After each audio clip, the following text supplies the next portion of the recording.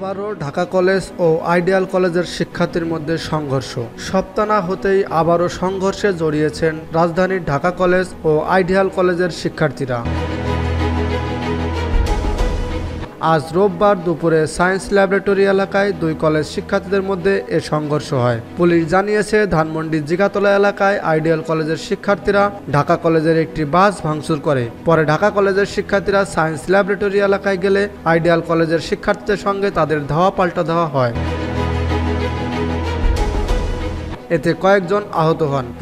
পুলিশের new market অঞ্চলের সহকারী কমিশনার তারিফ লতিফ বলেন, দুই কলেজের শিক্ষার্থীদের মধ্যে সংঘর্ষের ঘটনা ঘটেছে। পরে শিক্ষক শিক্ষার্থীদের সঙ্গে বসে বিষয়টির সমাধান করা হয়েছে। পুলিশ সূত্রে জানায়, আজকের সংঘর্ষের ঘটনাকে কেন্দ্র করে আইডিয়াল কলেজ 5 দিন বন্ধ ঘোষণা করা হয়েছে।